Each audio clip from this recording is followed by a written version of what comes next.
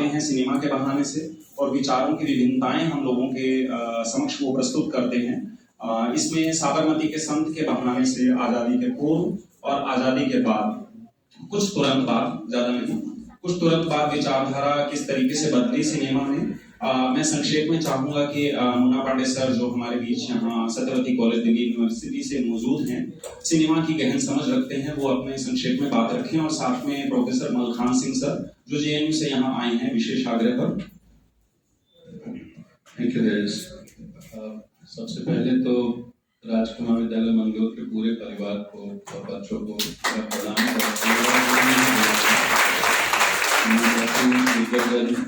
Principal ma'am, professor Kalpana ma'am, Chauhan sir, Malkhan sir, हमारे अग्रज शर्मा जी और तेजस, आप सबको मेरा प्रणाम है और स्त्री दिवस की सबको शुभकामनाएं। असल में जब मैम का नाम माफी चाहता हूँ, यही इतिहास भी किया है सर जो अभी मैं कर रहा हूँ, तो पूरे पुरुष समाज को से माफी मांग के अपनी बात शुरू करता हूँ। असल में रोजा लग्जमबर्ग की जो लाइनें हैं ना कि जिस दिन स्त्री श्रम का इतिहास लिखा जाएगा, हिसाब मांगा जाएगा, उस दिन मानव सभ्यता की बड़ी चोरी पकड़ी जाएगी। असल में हम उसी लड़ाई से अभी तक जूझ रहे हैं, और सिनेमा तो खास तौर पे जूझ रहा है कि स्त्रीवाद जिस सवाल से टकरा रहा है, man is the subject of desire, women is the object of desire, उस ऑब्जेक्टिफिकेशन से तो आज तक लड़ रहे हैं। अभी हनी सिंह के मैनिएक से भी जूझ रहे हैं, एक पूरी लोक भाषा के लोग चिड़े बैठे हैं, बात कर रहे हैं लगातार, ऐसे कई ऐसे। बहरहाल इस पे बात हो जाएगी, लेकिन मुझे लगा कि चूंकि हिंदी पढ़ाता हूँ इसलिए अच्छा लगा कि आप राय प्रवीण पे काम करेंगे, और मेरी बहुत मनपसंद जगह ओरछा है, जहाँ से ओरछा कोकिला ही कही जाती है, और कहत राय प्रवीण सुरेंदु की अद्भुत किताब, और उसके पहले जो कवि प्रिया भी है, जो कठिन काव्य के प्रेम, तो राय प्रवीण के लिए, और राय प्रवीण को ढूंढने वाले भी केशव जी थे, जिन्होंने दुनिया को नाम दिया राय प्रवीण। तो ये लोगों ने ढूंढा, उस पर काम नहीं हुआ बहुत आगे, और फिर क्या हुआ कि जिस समय राय प्रवीण लिख रही थी उस समय बहुत बड़े बड़े 3 ऐसे कवि एस्टैब्लिश हो गए उस समय, तुलसी हो गए, जायसी हो गए, सूर हो गए। उसी में आप नोटिस कीजिए कबीर भी पीट दिए। तो ऐसी चीजें होती रही। फिर आधुनिक काल में जब चीजें आती हैं तो कई दबी छुपी आवाजें जब केंद्र का हस्तक्षेप करती है तो आप सर्च करती है, सामने ला रही है, तो चीजें आएंगी। और अच्छी बात है कि राय प्रवीण पे एक महिला ही काम कर रही है, तो बहुत ईमानदारी से करेंगी। बहरहाल लौटते हैं विषय पे। सिनेमा की शुरुआत को हम सांस्कृतिक भूख के तौर पे ही देखते हैं आमतौर पे, और सिनेमा तो बहुत हद तक राम भरोसे भाई का शुक्रिया कि इस विषय को उन्होंने शामिल किया वैचारिकी के संदर्भ में, क्योंकि सिनेमा को इतना अछूत समझा गया कि गांधी तक ने उसको ढंग से देखा नहीं, और जिन्होंने नहीं देखा उन्होंने सिनेमा को उसी तरीके से काउंटर किया कि ये चीज क्या है, इस चीज की जरूरत नहीं है।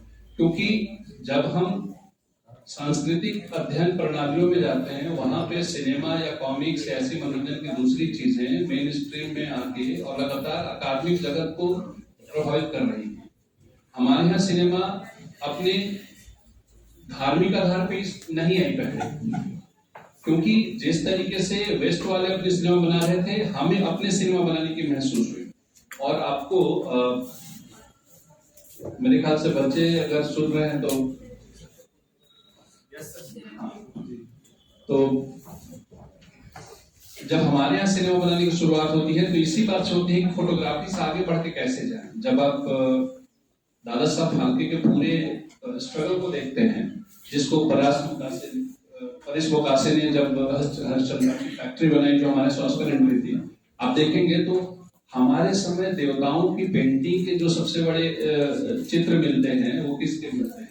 हमारे पेंटर हैं बहुत बड़े, राजा रवि वर्मा जी ने दादा साहब फाल्के की मदद की उसमें, कि आप कर रहे हो आगे बढ़ो। वो एक आदमी जुनून के हद तक इस तरीके से जाता है कि हमारे यहाँ ये जो लियोने ब्रदर्स का निकाला हुआ आविष्कार है, ये अपने यहाँ लाना है, तो ढूंढते हैं राजा हरिश्चंद्र बनाते हैं। हालांकि पहली फिल्म के तौर पे डिबेट में नहीं जाऊंगा, वो एक दूसरा मसला है। तो राजा हरिश्चंद्र के लिए भी जब हीरोइन तलाशी जा रही है तो वहाँ इस शब्द के बराए मेहरबानी मुझे माफ करेंगे, मतलब वो हीरोइन ढूंढने जाते हैं तो वेश्यालयों तक से कोई काम करने को तैयार नहीं है। तो एक जिस रेस्टोरेंट में बैठे हैं तो वहां जो वेटर है सालून के, उसकी हरकतें थोड़ी सी स्ट्रैंड है और वो दिखने में भी वैसा ही था। उसको कहते हैं कि तुम हमारे फिल्म की हीरोइन बनो, और वो कहता है कि हीरोइन तो बन जाऊंगा, लेकिन दिक्कत आपको पता है कहाँ आई थी? जो कह रहा है कि मेरे पिताजी भी था, मूछ नहीं काटा। तो हमारे सिनेमा का जो भी स्टार्टिंग फेज है वो सिर्फ एक सांस्कृतिक रूप है, और धार्मिक आधार पर इसलिए आ गए कि कथा वस्तु के ऊपर जब हम नाटक में अपनी बात करते हैं तो 3 तरह की कथा वस्तुओं का जिक्र होता है। एक होता है प्रख्यात, दूसरा होता है उत्पादित, तीसरा होता है मिश्रित।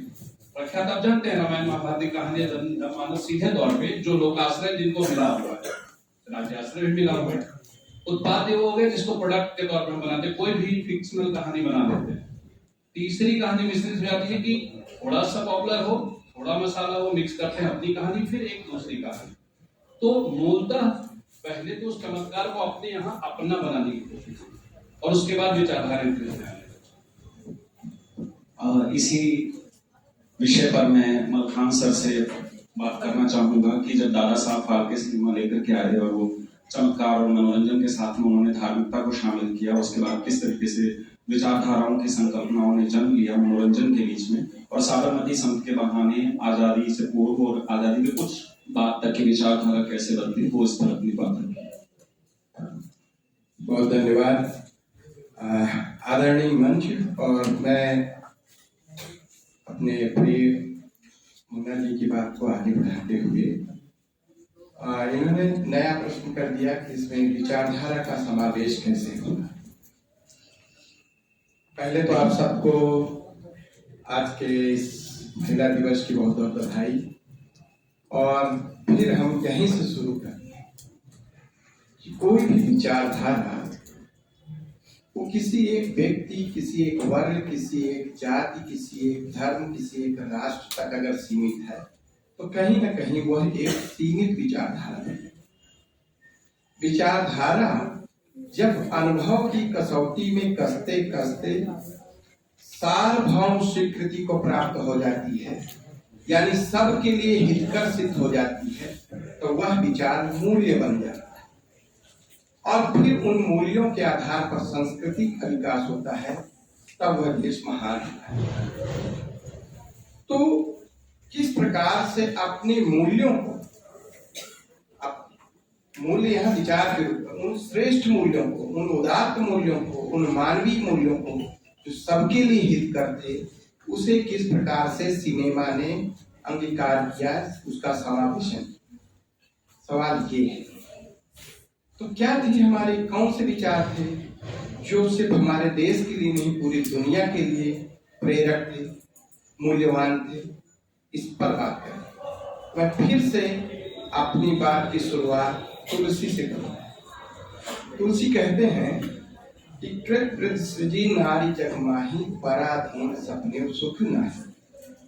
हे विधाता, तूने स्त्री बनाया ही, अगर उसे गुलाम ही बनाना था तो तूने बनाया ही क्यों? क्योंकि गुलामी में स्वप्न में भी सुख नहीं। अब एक स्त्री के सवाल से किस तरह से ये मानवता का सवाल बन जाता है, किस तरह ये मुक्ति का सवाल बन जाता है, किस तरह ये स्वतंत्रता का सवाल बन जाता है। और ये जो मुक्ति का सवाल है, ये फिर सिर्फ एक किस्म की मुक्ति का सवाल नहीं है।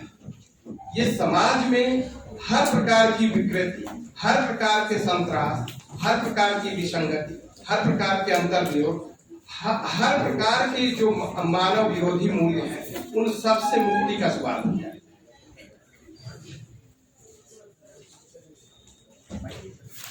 तो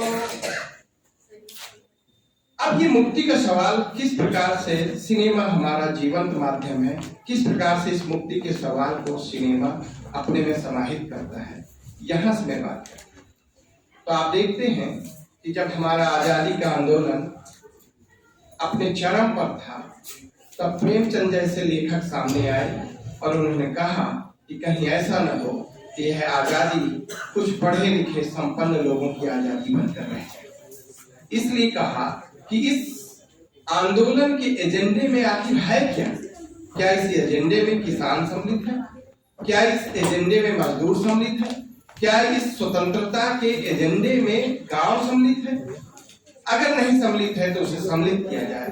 और आपको याद होगा कि जब यह बात नहीं माने तो उन्होंने बाकायदे एक चिट्ठी लिखी कांग्रेस को कि आप अपने एजेंडे में किसानों के भी समस्याओं को सम्मिलित करें। और जब नहीं माने तब उन्होंने बहुत सारी कहानियां उपन्यास लिखने शुरू किए और जिसका चरम परिपाक आप गोदान में देखते हैं। ये 36 की बात है और आपको मैं ले जाऊंगा, आपका ध्यान आकर्षित करूंगा कि उसी 36 में संत तुकाराम पर फिल्म बनती है। संत तुकाराम को आप जानते हैं, वे समाज में समानता समरसता के संत थे, न्याय के पक्ष में खड़े होने वाले संत थे और उनके व्यक्तित्व पर आधारित 36 में फिल्म बनती। तो एक तरफ प्रेमचंद का लेखन होता है, दूसरी तरफ विचारधारा के रूप में फिल्में भी बनती। और मैं आपको बताऊं 1932 में चंडीदास फिल्म बनती है जो दलित समस्या पर आधारित है, जाति व्यवस्था पर आधारित है। अब 36 में ही अछूत कन्या फिल्म बनती है जिसमें नायक ब्राह्मण है और नायिका दलित है। अब ये क्या है? ये वही है जो ये सुनना चाहते हैं, जानना चाहते हैं कि फिल्मों में किस प्रकार से समाजवादी समरसतावादी विचार किस तरह से फिल्मों का विषय बने। 1940 में अछूत फिल्म आती है 1940 में, अछूत कन्या आती है 1936 में। और इस तरह से यह बात और आगे अगर हम बढ़ाएं तो अगर किसानों तक ले जाएं तो 1953 में आजादी के बाद 1952 में जब भारत एक लोकतांत्रिक राष्ट्र बन जाता है, तुरंत एक साल बाद पुनः एक फिल्म आती है जो ये याद दिलाती है कि 36 में जो गोदान लिखा गया है और जिस महाजनी और सूदखोरी के विरुद्ध वह उपन्यास खड़ा होता है, क्या वो समस्या अभी भी हमारे एजेंडे में है? और इस समस्या की ओर ध्यान आकर्षित करने के लिए 1953 में 2 बीघा जमीन फिल्म आती है। आप सब जरूर इस फिल्म को देखिए। आज भी यह फिल्म आपको भीतर से तोड़ देगी। आज भी आपको किसानों के वास्तविक जीवन से, किसानों की वास्तविक करुण स्थिति से आपको परिचित कराएगी, आपको उनके पक्ष में खड़ा कर देगी।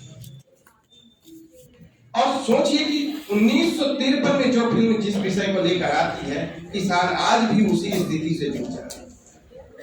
लेकिन आश्चर्य की बात है, जिधर मैं आपका ध्यान आकर्षित करूं कि जिस महाजनी को, जिस सूदखोरी को एक अपराध के रूप में हमने चित्रित किया, जिसे एक विषय बनाया, आज उसी सूदखोरी को, उसी ब्याजखोरी को आज हम ग्लोरीफाई कर रहे हैं, आज उसे हम जस्टिफाई कर रहे हैं, उसे नया रूप दे रहे हैं। और पढ़े लिखे लोगों तक, जो कम समझदार लोग हैं, मासूम लोग हैं, जिनके पास वक्त नहीं इन तिकड़मों और हथकंडों को समझने का, वो तो नहीं जानते हैं। लेकिन जो पढ़े लिखे लोग हैं वे भी इस क्रेडिट कार्ड के चक्कर में फंसे हुए। और मैं आपको बता दूं कि महाजनी में अधिकतम ब्याज 5% तक था और आज आप 60% आपसे सरकारी तंत्र के माध्यम से वसूला जाता है और आप खुशी खुशी दे रहे हैं। बहुत सारे लोग, लाखों लोग मर गए इस सरकारी सूदखोरी में। और ये आज हमें विचलित नहीं कर रहा है, आज ये हमारा एजेंडा नहीं है, आज हम इसके विरुद्ध कहीं हमारे अंदर कोई आक्रोश नहीं है, हमारा मन कहीं खौलता नहीं है, हमारे अंदर कोई तड़प नहीं है। हम कितने धीरे धीरे मशीन में तब्दील होते जा रहे हैं। कुछ क्षण जी लें, किसी तरह जी लें और जीने के हम बहाने ढूंढ रहे हैं। हमारे जीने की चेतना क्या है, हमारे जीने के मूल्य क्या है, हमारे जीने की पक्षधरता क्या है, हम उससे कहीं कटते जा रहे हैं। 2 बीघा जमीन देखिए और आज किसान के घर में जाके झांक कर देखिए तो लगेगा किसान वहीं का वहीं खड़ा है। और इंतहा तो तब हो जाती है जब अपने हक और हकूक की बात करने पर आपको आतंकवादी कह दिया जाए या देश विरोधी कह दिया जाए। अब यह वह देश है जिसने अंग्रेजों के विरुद्ध सत्याग्रह करके, आंदोलन करके आजादी की लड़ाई लड़ा। अपने हक के लिए अगर कोई आंदोलन करता है तो ये उसका लोकतांत्रिक कदम है। आप इसे इस तरह नहीं कर सकते। ये कोई भी पार्टी करे, कोई भी सत्ता करे, कोई भी शासन करे, पर यह सर्वथा उचित नहीं है कि आप इस तरह का सरलीकरण करें कि जो आपके पक्ष में नहीं खड़ा है वो देश विरोधी। ऐसा नहीं स्वीकार किया जा सकता। तो मैं जो विचार वो है जो आपको आपके मनुष्य होने का बोध कराए, विचार वो है जो सिर्फ आपके अंदर करुणा न जगाए, आपके अंदर आपको सक्रिय भी बनाए, आपको न्याय के पक्ष में, अधिकार के पक्ष में लड़ना सिखाए, और सिर्फ लड़ाई का शोर न पैदा करे, बल्कि आपके अंदर एक समन्वय की चेतना विकसित करे, एक संतुलन की चेतना विकसित करे, एक निर्माण का बोध विकसित करे, सृजन धर्मी चेतना से आपको जोड़ दे। तो पहले हम समस्याओं से टकराते हैं, फिर हम उससे कुछ दृष्टि पाते हैं, और फिर उस दृष्टि के आधार पर एक सुंदर भविष्य की रचना करते हैं। तो हम भीतर से कितना सृजन धर्मी हो रहे हैं, हमारी फिल्में हमें कितना सृजन धर्मी बना रही हैं, ये बड़ा महत्वपूर्ण सवाल है। और मुझे लगता है मेरे इस बिंदु से आप थोड़ा बहुत सहमत हुए। एक दो बात बता दूं कि तो उस समय ये एक विचार के रूप में आया, क्योंकि जो जड़ समाज था उसके पास अभी ये विचार ही नहीं था कि जाति की जो जकड़बंदियां थी, जो हदबंदियां थी, उसे क्रॉस करने की या उस पर क्वेश्चन करने की या उसमें टाकी लगाने की कोई सोच ही नहीं सकता। और अगर 1932-36 में अछूत कन्या, अछूत ये फिल्में आती हैं तो ये एक नई पहल थी, लेकिन ये इतना पर्याप्त नहीं था। जैसे अब उसका जो दूसरा फेज है, जो उसका उत्तरार्ध काल है, वो ये है जिसमें आप विमर्श कर रहे हैं, जिस विमर्शवादी युग में आप जी रहे हैं। ये कहता है कि हमें विचार के स्तर पर सहानुभूति नहीं चाहिए। अब सहानुभूति से आगे बढ़ने का समय आ गया है, इसलिए जब आज की फिल्में बनती हैं तो आज की फिल्में आपको इन सब चीजों से थोड़ा आगे ले जाती है। जैसे उस समय दलितों, स्त्रियों, किसानों को लेकर के सिर्फ सहानुभूति का, करुणा का विषय या कथानक आया, लेकिन जब बाद में अभी इधर फिल्में आई, जिससे मैं थोड़ी 2-4 फिल्मों का जिक्र करूंगा, जैसे एक स्त्री विमर्श कर लेनी थी, लज्जा फिल्म। तो अब सिर्फ सहानुभूति नहीं, अब सवाल भी होगा। अब आपको समझना भी होगा, अब आपको हमारे साथ बराबर में खड़ा होना होगा, साथ साथ चलेंगे, न्याय की बात करेंगे, मनुष्यता के धरातल पर हम पुरुष विरोधी नहीं, पर हम मानवता विरोधी भी नहीं। तो स्त्री विमर्श अपने मानवतावादी पाठ की ओर बढ़ चुका है। वो पुरुष विरोधी नहीं है, वो न्याय के मांग कर रहा है, सम्मान की मांग कर रहा है, अधिकार की मांग कर रहा है।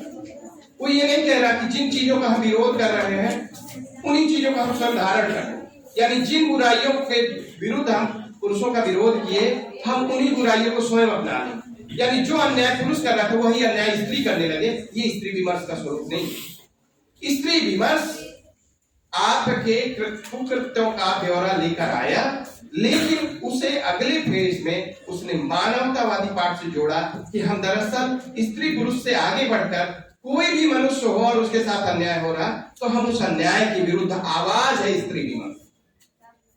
तो इस तरह से तो फिल्म आई लज्जा में पौराणिक कथानक के माध्यम से आपके वर्तमान के सवाल को दर्ज किया जाता है, और बड़े खूबसूरती के साथ इसमें रामलीला का मंचन होता है, और इसमें सीता की अग्नि परीक्षा होती है, और सीता से कहा जाता है कि आप अपनी परीक्षा दो, हमें आपके उस पर शक है। तो सीता कहती है कि मैं दूर रही हूं, तुम्हें मुझ पर संदेह है, तो तुम भी मुझसे दूर रहे हो, और रिश्ते विश्वास के होते हैं। और अगर आज ये सवाल कर दिए हो तो विश्वास खत्म हो चुका इसका मतलब, तो फिर सीता ही अपनी परीक्षा क्यों दे? तो राम का हाथ पकड़ती हैं और कहती चलो दोनों एक साथ खड़े। तो राम कहते कि नहीं, ये तुम क्या बोल रही हो, डायलॉग में तो ये लिखा ही नहीं था। तो ये है एक चुटीला प्रसंग के माध्यम से एक बहुत गंभीर और मार्मिक सवाल आपके बीच में पुनः खड़ा करती है ये फिल्म। और इस फिल्म में स्त्रियों के बहुत सारे सवाल हैं, वो चाहे फैशन इंडस्ट्री के सवाल हो, चाहे फिल्मी दुनिया के सवाल हो, चाहे कामकाजी स्त्रियों के सवाल हो, चाहे साधारण स्त्रियों के सवाल, तो मैं एक दो के नाम बता दूंगा।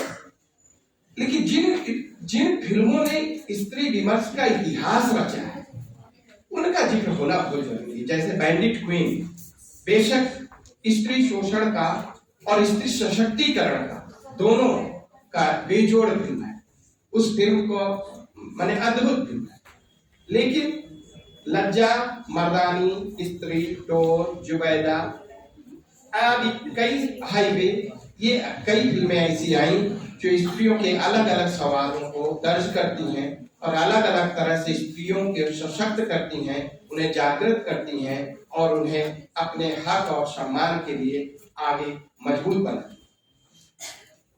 कल हमने चर्चा की थी विकलांग, आगे तो नहीं बढ़ गया, हटा दीजिएगा हम, ठीक है।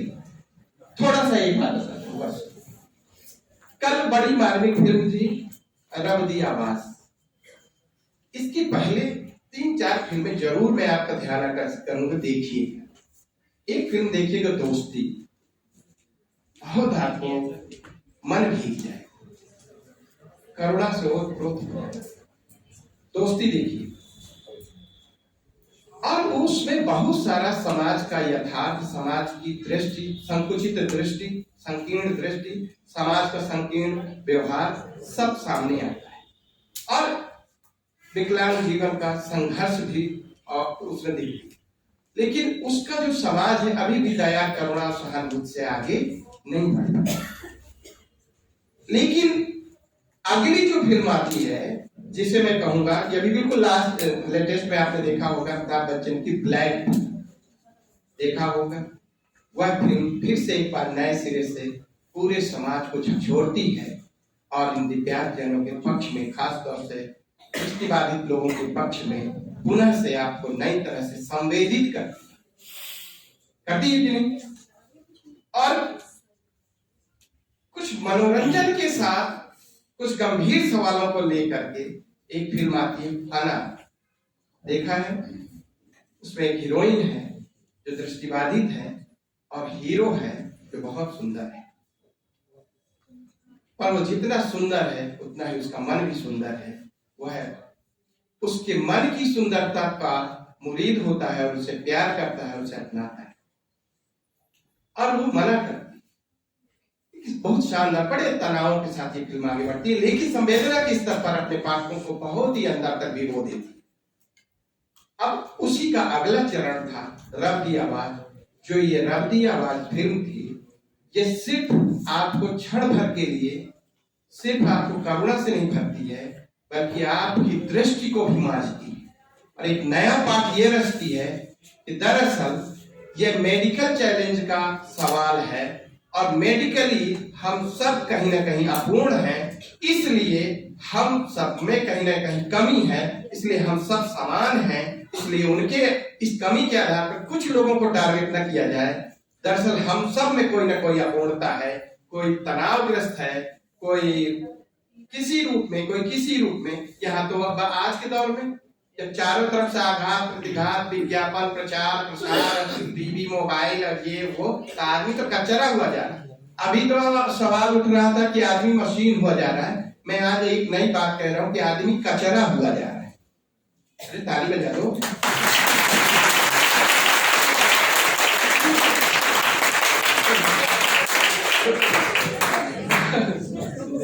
अब इसी सेकेंड फेज में जो दलित विमर्श से संबंधित फिल्में आई और एक नए सिरे से आपको हिला देती हैं, उनमें है, अब पहले की फिल्म का नाम ले लूं, सदगति, आप जानते हैं प्रेमचंद की कहानी, लेकिन जो अभी वर्तमान में आई, नए सवालों के साथ आई, दलित विमर्श के साथ जुड़कर आई, तो उसमें है दी सूत्रा राइजिंग, देखिएगा सूत्रा जी राइजिंग, और आप आर्टिकल 15 देखेंगे, बिल्कुल नए सवालों के साथ, नई चेतना के साथ आपको झकझोर देंगे।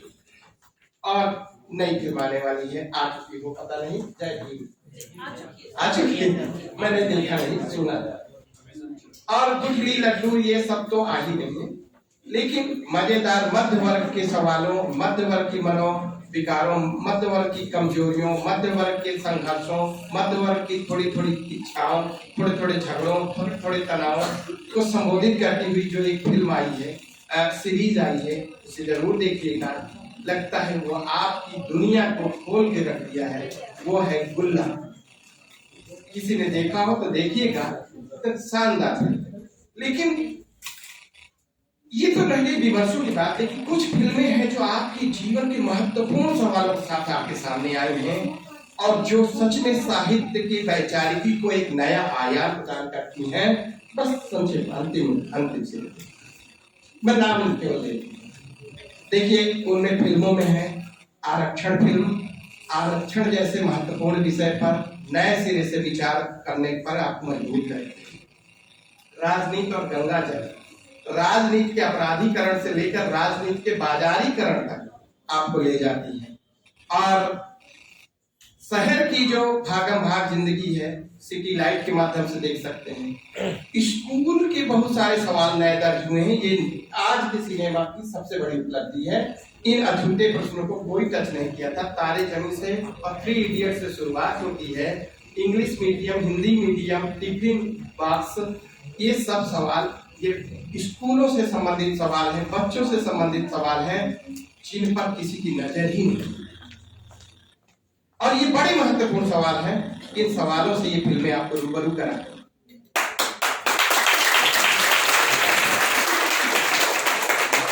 दो फिल्में खेल से संबंधित, 3-4 फिल्म, बहुत फिल्में आई, लेकिन 2 फिल्मों का बड़ा महत्वपूर्ण जिक्र है जो खेल की दुनिया के भ्रष्टाचार और खेल की दुनिया की संभावनाओं और खेल की दुनिया के संघर्ष सबको एक साथ दर्ज करती हैं, जिसमें भाग मिल्खा भाग और दंगल। जरूर देखिए, शानदार है। लेकिन वो फिल्म का क्या नाम था, पान सिंह तोमर, जरूर देखिए, बहुत शानदार फिल्म है। किस तरह से गांव संक्रमण का शिकार हो रहा है और गांव में किस प्रकार के संघर्ष चल रहे हैं। नक्सलाइट आंदोलन को आप यूं ही नहीं छोड़ सकते। अगर आपके जीवन में कोई सवाल है तो उस पर विचार करना पड़ेगा। फिर उधर ध्यान आकर्षित करती है चक्रव्यूह फिल्म।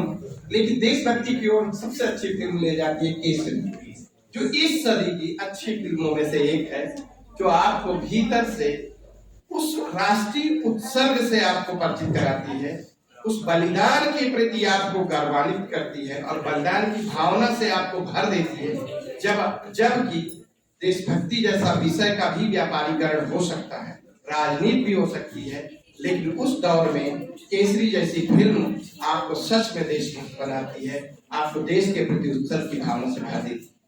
तो ऐसी बहुत सारी फिल्में थी, लेकिन कुछ बड़े छोटे छोटे सवाल हैं, जैसे 32 गुल मीटर चालू, छोटी सी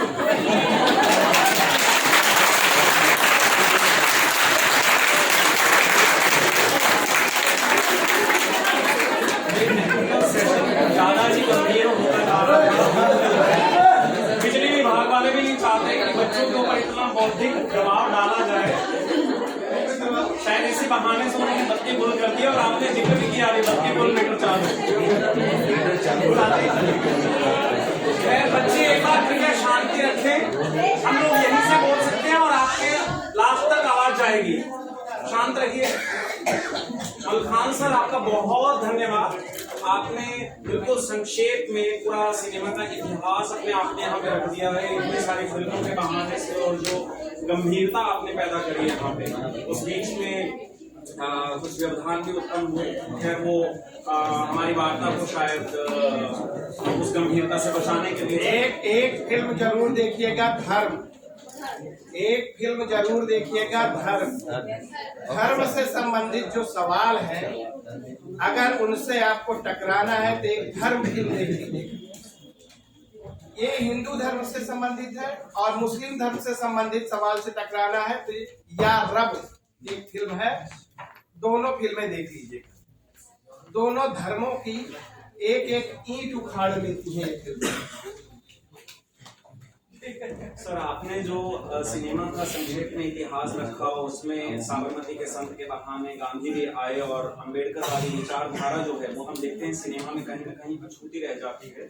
और अंबेडकर कहते भी हैं कि समाज में बदलाव लाइए, राजनीति बदल जाएगी। ये मुझे भी महसूस होता है सिनेमा को देखते हुए, क्योंकि सिनेमा जो है वो समाज का दर्पण है और उसके बहाने से उसमें राजनीति भी झलकती है। उसके बहाने से उसमें राजनीति भी झलकती है। और सिनेमा ऐसे में 80 और 90 के दशक, उससे पहले 70 के दशक में जब वैचारिकी थोड़ी भटकने लगती